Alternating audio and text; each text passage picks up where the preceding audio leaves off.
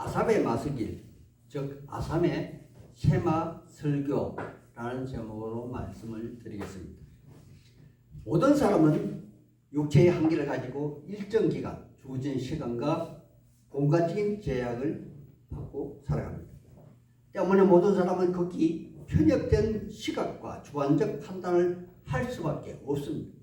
따라서 각견의 성향이 다르고 기호도 다르고 가치관, 심지어 추구하고자 하는 목적 또한 모두 다릅니다. 하지만 여러 사람이 모여서 사회 공동체를 구성하고 같은 공간, 같은 시간대를 살아가는 사람들에게는 각 개인의 특이한 정체성은 공동의 편리를 위해서 제한을 받아야 한다는 사실이며, 이를 통하여 상호 의존적인 삶을 살아가는 사회 구성으로서 공동의 법규를 정하여 생활할 수밖에 없다는 사실입니다.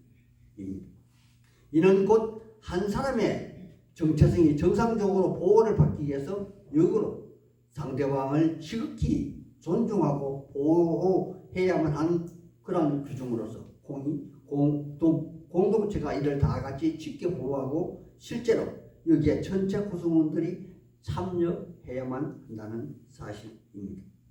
이러한 삶이 사회 구성원 중 한 사람으로 살아가기 위한 최소한의 준칙이고 또한 원칙이 될 것입니다. 그런데 우리 기독교 교인들은 이것으로 무언가 부족하다는 그런 생각을 여기 계신 여러분도 하실 수 있을 것입니다. 왜냐하면 우리 기독교 교인은 이 땅의 삶의 여정은 다음 생애의 문으로 들어가기 위한 준비 과정이기 때문이며, 또한 따라서 이 땅의 삶의 기준은 철저하게 새로운 저 천국의 주인의 목소리에 귀를 기울여 자세히 듣고, 여기서 듣는다는 말은 그 히브리어로 쉐마라는 말입니다. 따라서 그 쉐마의 말씀을 인생 모토로 삼고 지켜 행하며 살아가야 한다는 것입니다. 오늘 이 말씀의 초기 버전은 모세가 모압 땅에서 가나안 땅으로 들어가기 직전에 그의 백성들에게 들려준 말씀이 바로 신명기의 말씀인데, 그 중에 6장 4절에서 9절 말씀이 쉐마라는 말씀으로 제가 발췌해서 읽어드리겠습니다. 이스라엘아 들으라. 우리 하나님 여호와는 오직 유일한 하나님이시니 너는 마음을 다하고 뜻을 다하고 힘을 다하여 내 하나님 여호와를 사랑하라.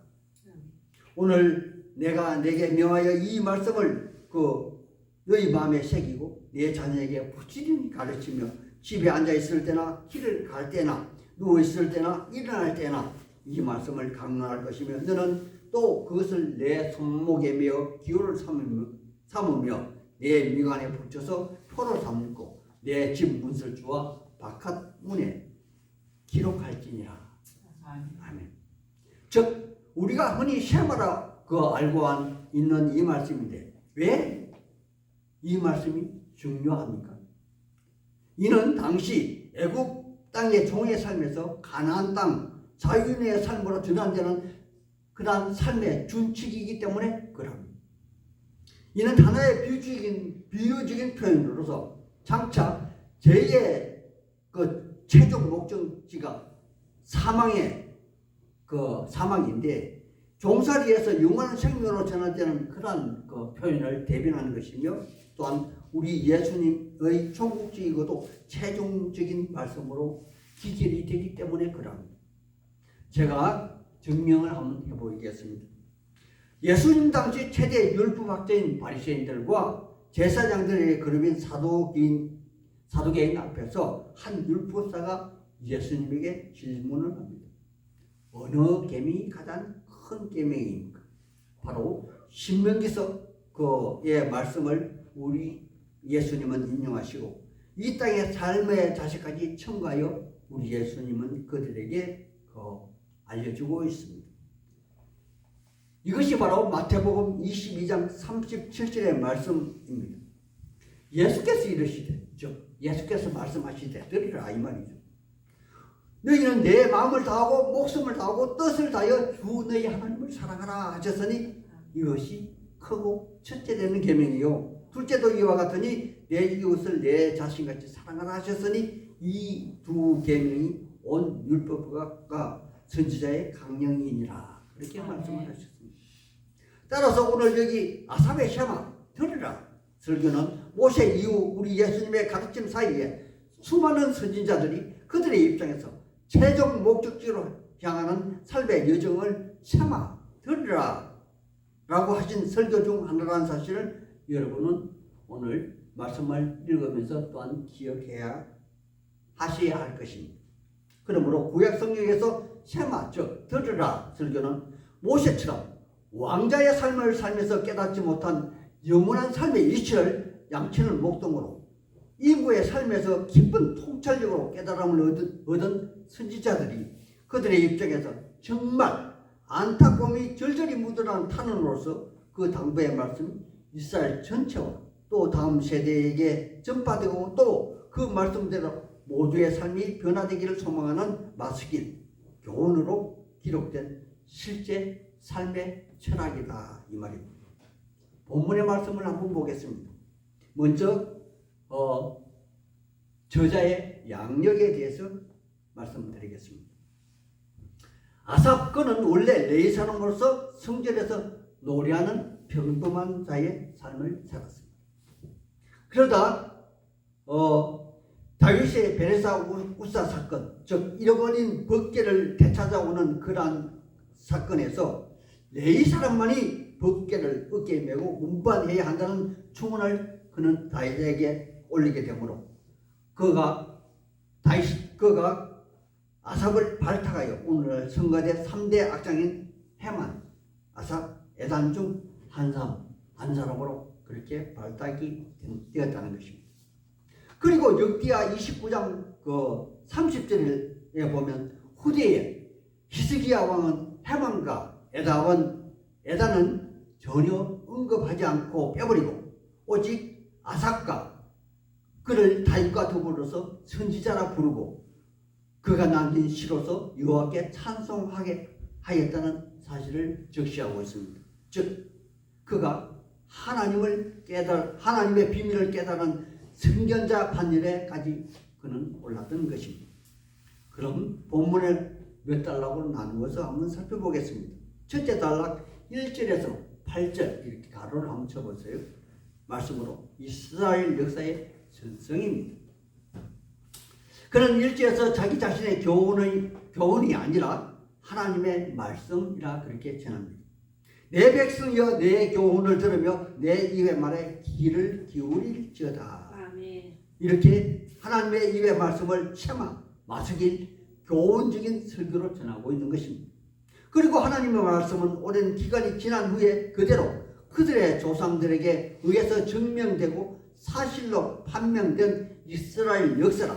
하나님은 오직 아브라함과 이삭과 야곱의 후손을 선택하여 그들에게만 허락된 법도를 주셨으며 이는 그들이 이스라엘 역사를 통하여 행하신 하나님의 행사를 잊어버리지 않고 그와 맺은 언약의 계명을 지켜 행하게 하였으나 그들이 하나님의 법도를 어기므로 또 그 세대를 대변한 한 선견자 아삽을 통하여 그들 백성들이 하나님의 품으로 돌아오기를 원하신다는 삶으로 깨달음을 얻은 그 교훈을 이스라엘 백성들에게 주고 있는 말입니다.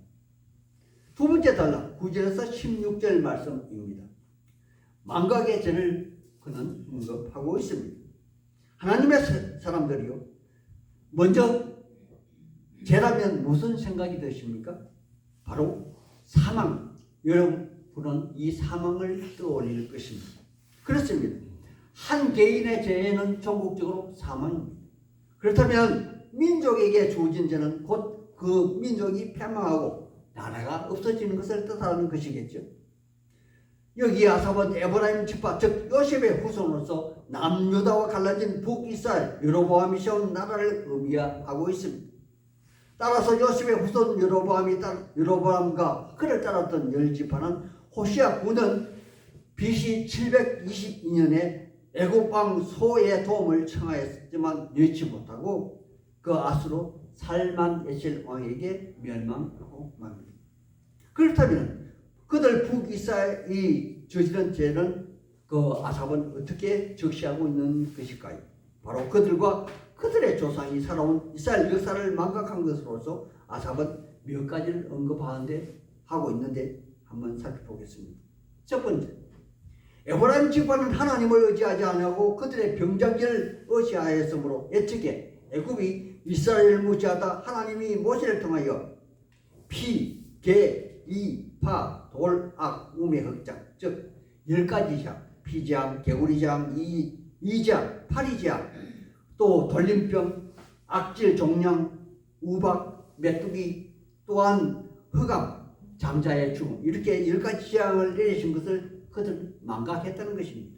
그리고 그들은 그들의 군대를 총동원하여 이스라엘 백성들이 애국 군대가 추격하였으나 하나님은 홍해를 바다의 벽처럼 세워서 이스라엘 테러의 길을 여셨습니다. 그럼에도 불구하고 그들 애국 군대는 하나님의 권능을 만나가고 바다에 뛰어들다 최종적으로 홍해에 그들 군대 모두가 수장되었다는 사실입니다. 그런데 에브라임도 그들과 똑같은 망각을 했다는 것입니다. 두 번째, 하나님은 이스라엘 백성들을 너무도 사랑하사 하나님의 백성으로서 만드시기 위하여 광야에서 40년간 그들을 시험할 때 밤낮 기온차가 극과 극인 환경에서 항상 하나님은 그들과 함께 하신다고 낮에는 구름기둥 밤에는 불기둥으로 그들을 24시간 보호하였으며 또 육체의 연약함을 위하여 바위를 쪼개어 물이 나오게 하시어 그들의 목마름과 또 그들과 함께한 가축들의 갈증까지 해결해 주셨건만 그들은 흘간 옛 이야기에 불과한 일이라 우연히 생겨난 일이라 이스라엘 역사를 하나의 농담거리로 치부하고 조상들의 인구의 삶과 하나님과 함께 하심을 망각했다는 사실을 여기 아삽은 적시하고 있습니다. 하나님의 사람들이요, 혹 여러분은 지금 삶의 환경이 어렵고 힘이 드시는 분은 아니 계신가요?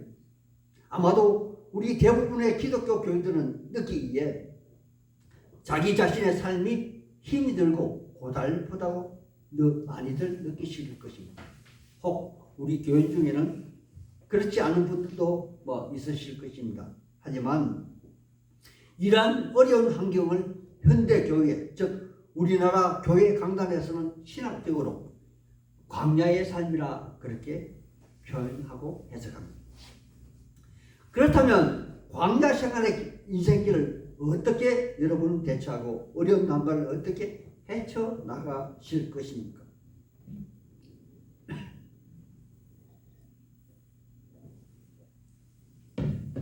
바로 해답은 광야는 어려운 환경은 하나님을 만나는 그런 장소여야 하지 않겠습니까?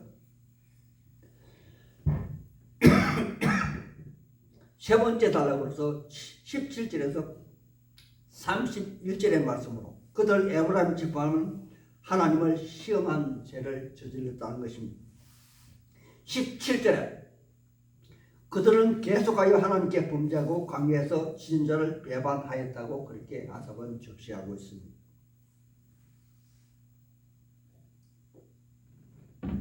하나님의 사람들이요, 제가 조금 전에 광야는 어떠한 장소라고 말씀을 드렸던가요? 바로 하나님 입장에서는 우리를 교육하고 훈육하는 장소가 광야입니다. 역으로 우리들 입장에서는 이스라엘 백성들 입장에서는 하나님과 교제하는 장소이며 하나님의 권능을 체험하는 그러한 장소가 하지 않았던가요? 그런데 이스라엘 백성들은 한두 번도 아니고 여러 번, 아니 여기 아삽의 표현을 빌자면 계속적으로 지존자를 배반하고 반역하며 마치 우리 속담에 청개구리 마냥 계속적으로 얻기를 갔다는 것입니다. 하나님의 사람들이요, 어떻게 물이 피가 되고 어떻게 바닷물이 벽처럼 쌓일 수가 있습니까? 우리의 이성으로는 설명이 안 되는 것이 아닙니까? 그런데 이러한 전무후무한 기적과 이적을 목격하고도 아니 그들의 피부로 느끼고 오감으로 체험하였음에도 불구하고 그들은 그들의 후손 그들과 그들의 후손들은 여러분 이러한 사건들을 또다시 하나님의 또다시 하나님을 시험할 수 있었는가 하는 것입니다. 먼저 그들은 초자연 현상을 경험한 그러한 자들은 그들 심중에 이렇게 반문합니다. 하나님이 조금 전까지 메마르고 딱딱했던 바위를 쪼개서 소위 200만 명이 넘는 백성과 그들의 짐승들이 마실 물을 주었건만 하나님은 우리를 배부르시게 할 빵은 아마 주실 수 없을 거야 라고 말입니다. 혹 여러분들이 이러한 상황에 처했다면 여러분은 웃으시며 절대 여러분은 그러한 일은 없을 것이라 그렇게 말씀하실 것입니다. 하지만 성경은 여러분들도 이와 똑같다고 하나도 다르지 않다고 그렇게 적시하고 있습니다. 제가 증명을 한번 해보겠습니다. 신약 성경 사복음서에 공이 기록된 그러한 사건으로 우리는 오병이어 사건을 잘 알고 또한 기억하실 것입니다. 그런데 그 기적의 사건 현장에 모두들 특히 모인 군중들에게 빵과 생선을 나누어 주었던 예수님의 고귀한 제자들, 그들은 어깨를 으쓱이며 춤을 추고 노래하고 기뻐하며 절구하며 마음속으로 예수님을 임금 삼으리는 불과 몇 시간 후에 그들은 과연 어떠한 반응을 성경에서 보이던가요?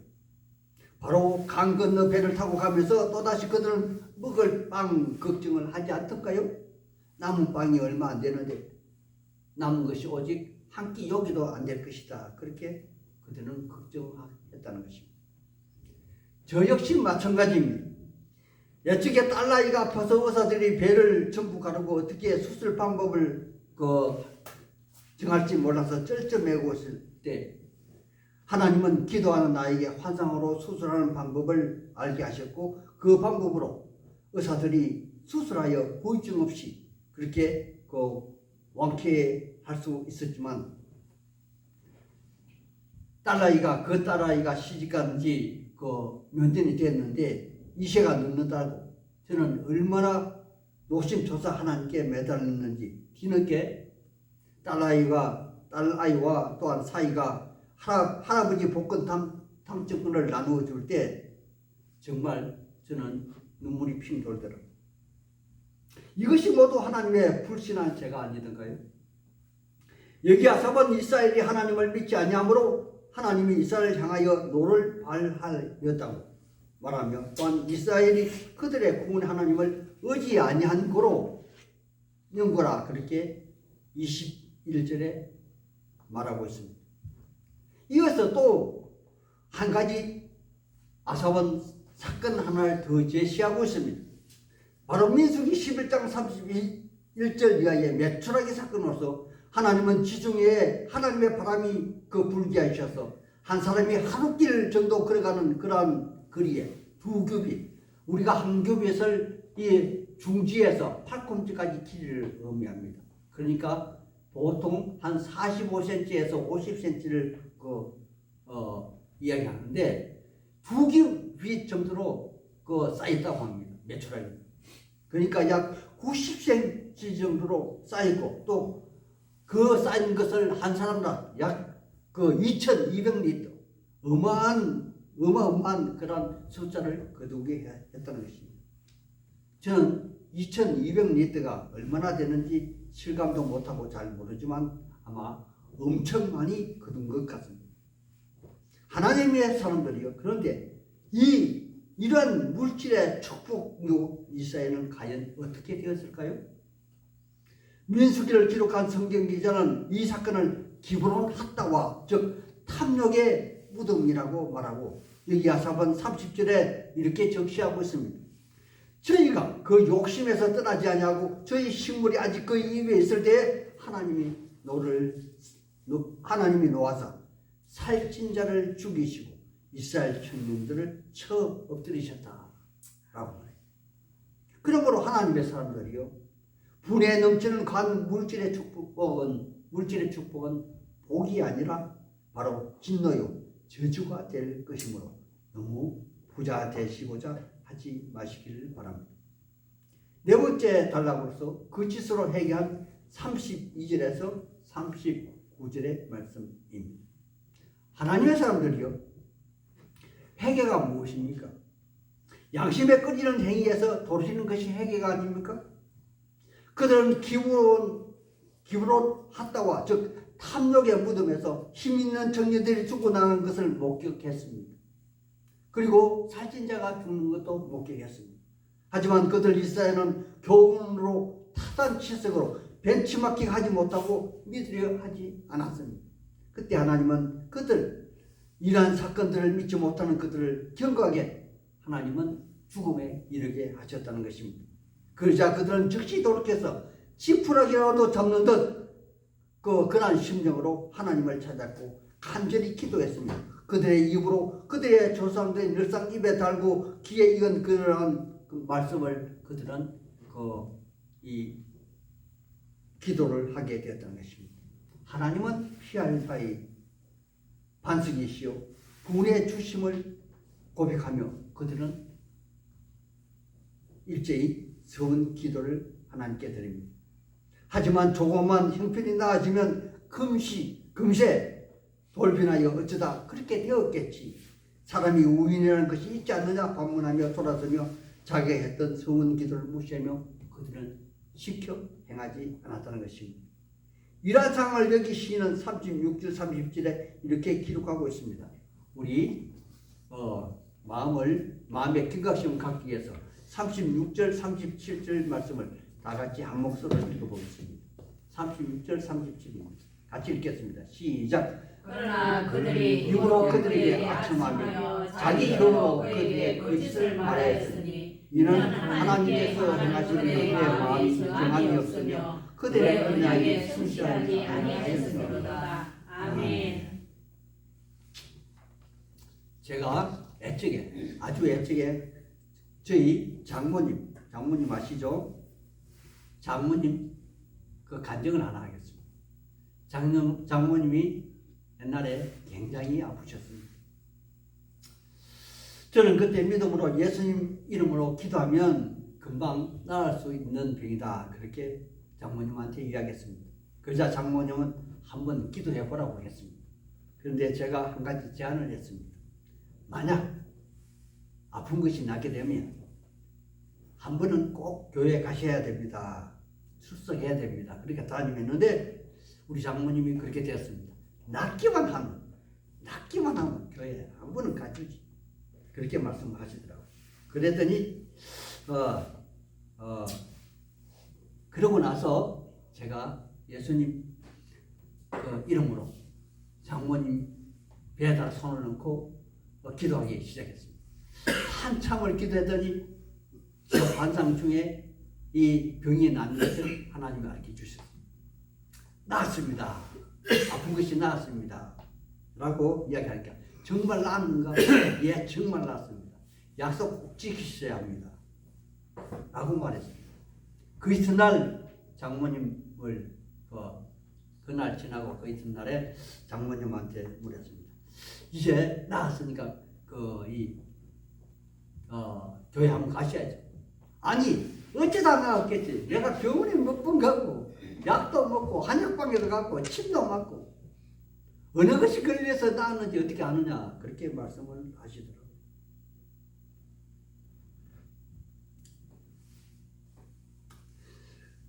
그랬는데 얼마 후에 우리 장모님은 양심에 말이 걸리셨는지 집 근처에 있는 멀지 않는 거리에 있는 신광교회 즉 유관선 목사님이 심호하시는 교회에 저와 함께 예배 드린 적이 있습니다.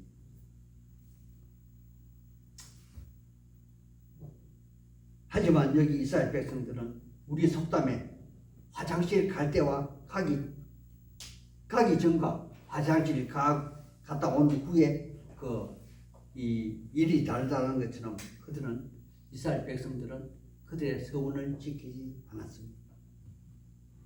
하나님의 사람들이요, 이 말이 나왔어서 말인데 서원은 지켜야 합니까? 지키지 않아도 되는 것입니까? 지켜야 됩니다. 욥기서 2장 27절 보면 서원이 가난하여 이렇게 이야기하고 있습니다. 너는 그에게 기도하겠고 그가 들으실 것이며 너의 서원은 네가 갚을 것이니라. 아멘. 전도서 5장 4절은 네가 하나님께 서원하였거든 갚기를 더디하지 말라. 하나님은 우매한 자들을 기뻐하지 아니하신다. 그렇게 말씀합니다.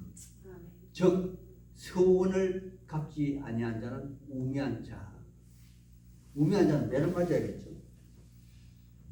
시편 15장 4절에는 서운한 것은 해로울지라도 변하지 아니하며 즉 반드시 갚아야 한다고 그렇게 성경은 기록하고 있습니다. 다음에 서운에 대해서 한번 그 말씀을 드리고 간증도 해드리겠습니다. 하나님의 사람들이 서원은 하나님과 한 약속이므로 만약 서원을 지키지 아니하면 거짓말하는 것이 되겠으며 회개 역시 그 상황이 그 변화했다고 역전되었다고 지키지 아니하면 바로 거짓을 하나님께 구하는 것과 똑같습니다. 만약 서원한 것이나 회개한 것이나 지킬 힘이 없다면 모든 상황을 하나님께 내어놓고 하나님의 처벌을 여러분은 기다리시면 될 것입니다. 시간이 너무 많이 감고로 나머지는 2탄은 다음 시간에 하겠습니다.